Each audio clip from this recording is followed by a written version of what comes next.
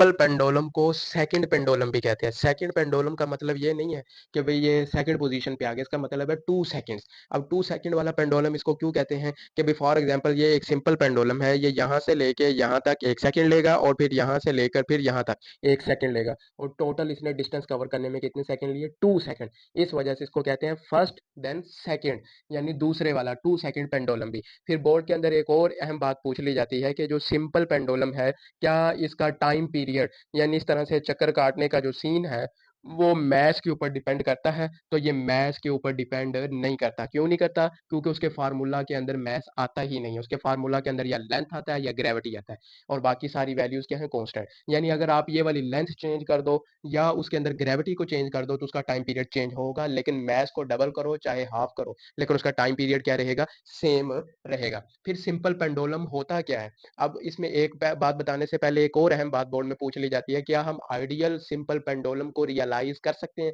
नहीं कर सकते। We can not realise an ideal simple pendulum. और उसकी वजह क्या है कि हम फ्रिक्शन को खत्म नहीं कर सकते, हम इस लेंथ के अंदर इन एक्सटेंसिबिलिटी को खत्म नहीं कर सकते इसकी स्ट्रिंग के अंदर। अब हम देखते हैं कि सिंपल पेंडुलम जो है वो होता क्या है।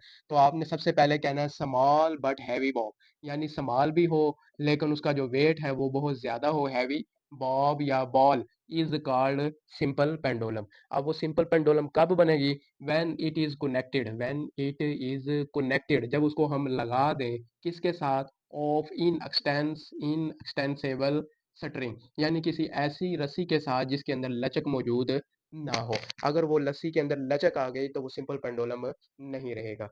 तो इसलिए उसको इन एक्सटेंसेबल स्ट्रिंग के साथ जो है हमने कनेक्ट कर देना है। अब इसकी हम कैलकुलेशन करते हैं इसके टाइम पीरियड के लिए कि भाई ये 2 सेकंड में ही चक्कर क्यों लगाती है और इसकी वजह क्या है और ये टाइम किस चीज़ों पे डिपेंड करता है। तो ये सारी कैलकुलेशन हम करते हैं। फॉर एग्जांपल ये हमारे पास एक सिंपल पेंडुलम है, एक छोटी सी हैवी बॉल है और उसको हमने लटकाया हुआ है। अब देखें, अगर किसी चीज़ को आप रस्सी से लटकाओगे तो टेंशन वो ऊपर को खींचेगी और ग्रेविटी जो वेट है उसको नीचे की तरफ खींचेगा। तो ये टेंशन इसको ऊपर की तरफ खींच रही है जबकि वेट उसका जो है वो नीचे की तरफ अमल कर रहा है। अब देखें, वेट के दो कंपोनेंट हो सकते हैं, या तो कॉस थीटा या फिर साइन थीटा। और हमें पता है कि जो एक्स एक्सिस होता है उसके ऊपर हम लेते हैं कॉस थीटा, और जो वाई एक्सिस होता है उसके ऊपर हम लेते हैं साइन थीटा। अब जो सिंपल पेंडुलम है इसके अंदर जो है वेट जो है वो क्या है? वाई एक्सिस पे अमल कर रहा है, तो हम कौन सा कंपोनेंट कंसीडर करेंगे? Sine theta. फिर अगर इसी सिंपल पेंडुलम को देखें, अगर हम पूरा चक्कर में ऐसे घुमाएं तो वो क्या होगा? एक 360 जो है वो चक्कर पूरा कर लेता है। तो इसीलिए ये इसके फार्मूले में क्या आ जाता है? 2 पाई। अब हम इसकी जो कैलकुलेशन है सिंपल सिंपल वो करते हैं। हमें पता है कि न्यूटन का जो सेकंड लॉ है वो क्या होता है? F is equal to M ए।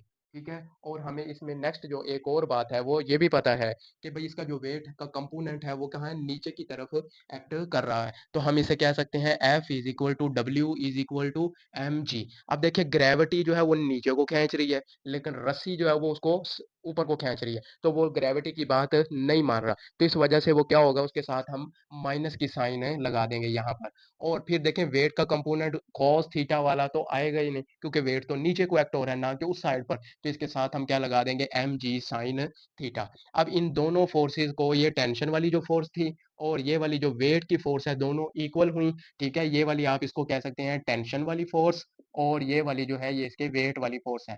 अब दोनों फोर्सेस जब इक्वल हुई तो वो क्या हो गया? At rest. अब हम इन दोनों फोर्सेस को इक्वल भी कर लेते हैं। M A is equal to minus M G sine theta. अब देखिए, एम और ये एम दोनों क्या हो गए? Cancel. A is equal to minus G sine theta. अब इसमें एक और बहुत अहम इंपॉर्टेंट बात है कि साइन जीरो की वैल्यू क्या होती है? जीरो ही होती है। अगर आपको इधर हम डेरिवेशन, छोटी सी एक बात है, साइन जीरो की वैल्यू क्या है? जीरो ही होती है। और फिर साइन 0.0001 की वैल्यू भी क्या होती है? जीरो ही होती है। अब यानी कि इसका मतलब यह है कि अगर हम साइन के थीटे की वैल्यू को स्मॉल करते जाए तो आंसर वही रहता है जो थीटा होता है। यानी इधर देखें, ये थीटा जीरो था, साइन भी क्या हो गया? जीरो। अब ये 0.0001, ठीक है, लेकिन आंसर फिर क्या आया? जीरो। यानी दोनों वैल्यू अप्रोक्सीमेटली सेम रहते हैं। तो हम कह सकते हैं sine theta is equal to किसकी इक्वल है? थीटा के। तो अब इसके अंदर हम जब वैल्यू पुट करेंगे a is equal to minus g of theta, अब ये वाली जो है हमारे पास एक आंसर बन गया। अब हमारे पास थीटा का एक और भी फार्मूला होता है, जैसे हम ऑलरेडी प्रूव कर सके हैं, S is equal to R theta, वहां से। अब थीटा यहाँ पर क्या होगा? S over R. Theta S is equal to R theta होता है, तो थीटा आर इधर आकर divide, theta is equal to S over R. अब देखें, अगर इस पेंडुलम को ऐसे मैं पूरे एक सर्कल के अंदर ही ऐसे घुमा दूँ, ना कि मैं ऐसे-ऐसे सिर्फ़ इतनी हाफ मोशन रखूँ, पूरे सर्कल में घुमाऊँ, तो वो जो रस्सी की लेंथ है, तो वही तो उसका रेडियस होगा। तो फिर मैं कह सकता हूँ R इज़ इक्वल टू क्या हो जाएगा L। फिर इसके अंदर जो x है, वो तो हम देख रहे हैं कि जो उसका कंपोनेंट है, वो x एक्सिस के अलोंग मोशन हो रही है, सिर्फ़ इस तरह से। तो इस वजह से उसका जो डिस्टेंस है, उसको हम क्या कह देंगे x। तो R इज़ इक्वल टू हमारे पास हो गया L और S इज़ इक्वल टू क्या हो गया x। तो अब इसके अंदर ये वाली जब हम वैल्यू पुट करेंगे तो हमारा आंसर जो है वो मजीद जो है वो सिंप्लीफाई हो जाएगा। Theta is equal to S की जगह क्या आ गया एक्स और आर की जगह आ गया एल। अब दोबारा बता देते हैं, आर रेडियस वो लेंथ रहेगी जो रस्सी की थी, और कंपोनेंट एक्स चूंकि पेंडुलम बिल्कुल ये वाला एक्स एक्सिस पे फासला तय कर रहा है, तो इसलिए वो क्या हो जाएगा X. Theta is equal to हो गया एक्स ओवर एल। अब ये वाली जो वैल्यू है थीटे की, उसको हम पुट इन वन कर देते हैं। तो जब इसको वन के अंदर पुट करेंगे तो ये क्या आएगा, ए इज इक्वल टू माइनस जी थीटे की जगह आ जाएगा x over L, minus G X over L. तो ये हमने पुट कर दिया। अब हमने एक और फार्मूला भी पढ़ा हुआ है, वो है एंगुलर एक्सेलरेशन का। और वो क्या है, जब बॉडी पूरे सर्कल में इस तरह से फासला तय करती है, और वो है a is equal to minus omega square x. A is equal to minus omega square x. अब ये भी एक्सेलरेशन है और ये भी एक्सेलरेशन है, तो इन दोनों वैल्यूज को हम कर देंगे इक्वल। जब इन दोनों वैल्यूज को इक्वल करेंगे तो वहां से हमारे पास एंगुलर वेलोसिटी आ जाएगी। तो minus G X over L is equal to minus omega square X. Minus और माइनस दोनों कैंसल, एक्स और एक्स भी कैंसल। अब हमें वैल्यू किसकी चाहिए, ओमेगा की, तो इसलिए हम इसके ऊपर ले लेंगे स्क्वायर रूट। तो वो स्क्वायर रूट या अंडर रूट इसके साथ कैंसल, और ये हमारे पास आंसर आ जाएगा जी ओवर एल और इसका स्क्वायर रूट अंडर रूट। अब देखें, हमारे पास जो थीटा का फार्मूला होता है या टी का जो फार्मूला होता है, अब हमने सिंपल उसके अंदर ओमेगा की वैल्यू जो है वो पुट कर देनी है। हमें पता है टी इज इक्वल टू होता है 2 पाई ओवर ओमेगा। अब ओमेगा की ये वैल्यू हमने फाइंड कर चुके हैं, तो हम क्या करेंगे, टी इज इक्वल टू 2 पाई और डिवाइड जी ओवर एल और इसका साथ में क्या आ जाएगा अंडर रूट। अब इस वैल्यू को जरा हम ऊपर ले जाते हैं, तो वो क्या होगा, टी इज इक्वल टू 2 पाई और ऊपर जाकर ये क्या हो जाएगा, रिवर्स हो जाएगी, उल्ट जाएगी, तो एल ओवर जी आ जाएगा, अंडर रूट एल ओवर जी। तो अब हम इधर से पता चला कि मैथ के ऊपर इसका टाइम पीरियड डिपेंड नहीं करता। वजन चाहे 10 किलो मैथ हो, चाहे इसका मैथ जो है 20 किलो हो, लेकिन वो डिपेंड नहीं करता। वजन और चीज है, मैथ और चीज है। तो अब इसमें एल और जी जो है उसके ऊपर ये डिपेंड कर रहा है। तो अब इसके बाद इसका आप टाइम पीरियड फाइंड भी कर सकते हैं। अगर आप इसके अंदर इसकी लेंथ को पुट कर दें, जी की वैल्यू को पुट कर दें, तो आंसर क्या आएगा, 2 सेकेंड्स आएगा। यानी सिंपल पेंडुलम का जो टाइम है वो कितना है, 2 सेकेंड्स आता है।